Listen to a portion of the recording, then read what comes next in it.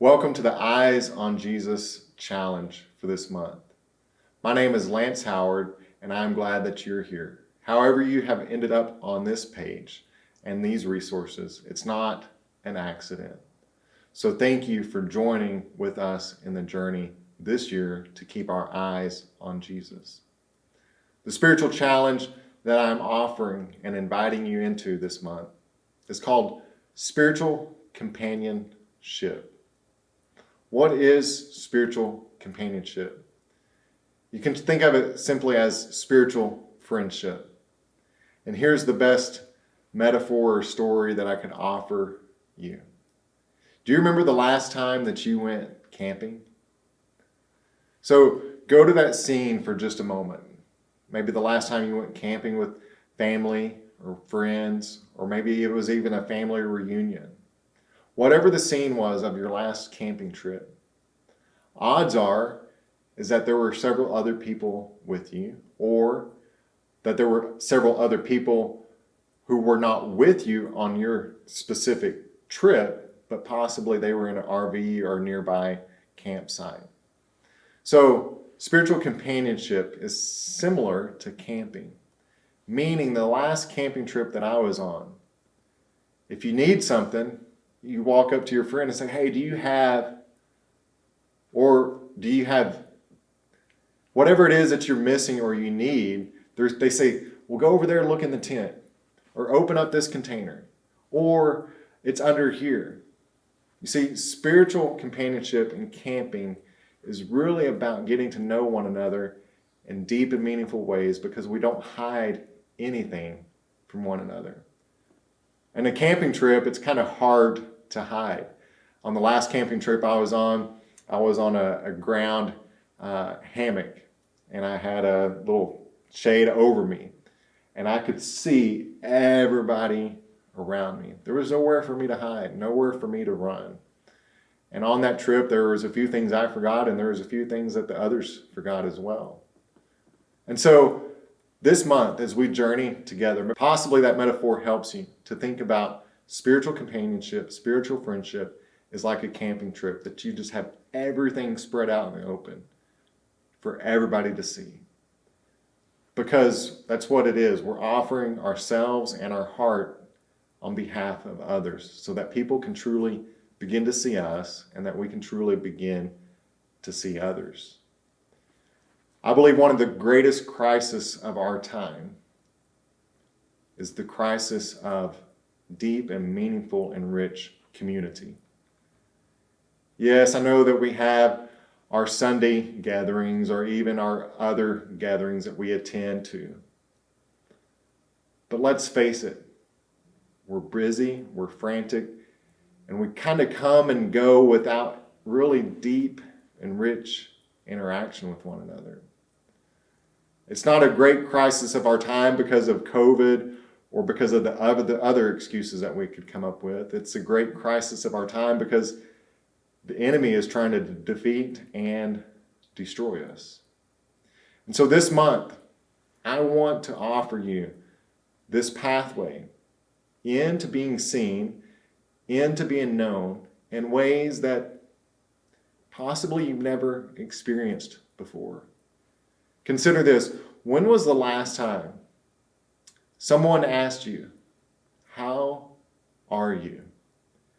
And you could tell by the sincere tone in their voice and by the sincere look in their eyes that they truly meant that question. And as you pondered upon your reflection and your response to that question, you knew that they were sincerely and genuinely listening to you. That's what spiritual companionship is. It's going a little bit deeper with one another than what we possibly are used to. In fact, we see Jesus doing this. He does it with his 12 and he does it with his inner 3. And so we may call it spiritual companionship or spiritual friendship, but Jesus called it in John chapter 15 just friends. I no longer call you slaves, I call you friends. We see Jesus doing this at the dinner table over and over and over. We see this with Jesus in John chapter 21, sitting around the campfire with the disciples. So don't think of this as some super religious thing. It's really just getting to know the heart of another person in the same way that Jesus got to know the heart of those around him. And speaking of Jesus, consider the ways in which Jesus got to know his followers. He got to know his followers by asking questions. He rarely taught them, but instead he offered his presence and he offered questions, because questions begin to explore an interior reality of what's going on in our exterior world. And so as you continue to think about spiritual companionship and what it means for you, let me offer you this quote. We experience our desires, wants, and needs best in the presence of love, the presence of Christ.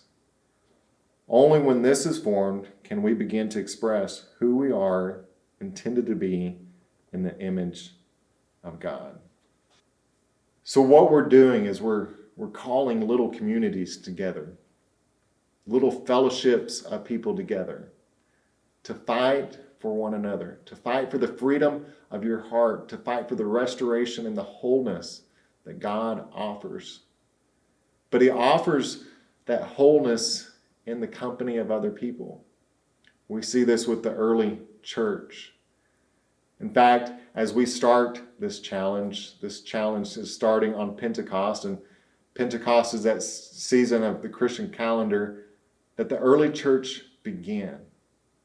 And so for us, what would it look like if you invite 2 other people over the course of the next 2 months into your life?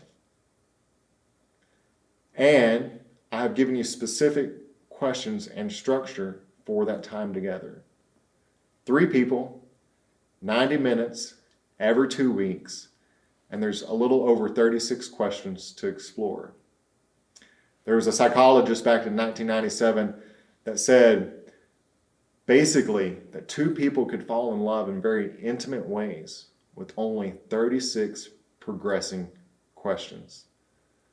And so I put together some of those questions and resources for you to invite people into your life, to listen to the Spirit of God and one another and how you are following Jesus together. So what is spiritual companionship or spiritual friendship? It's truly being seen and being known for who you are. It's revealing those deep desires and those dreams and those destinies that God has put in you. Because let's face it, you can't get to that level of depth in a simple hallway conversation at a church building. That depth and that meaning, you're going to have to fight for these friendships and you're going to have to forge these relationships.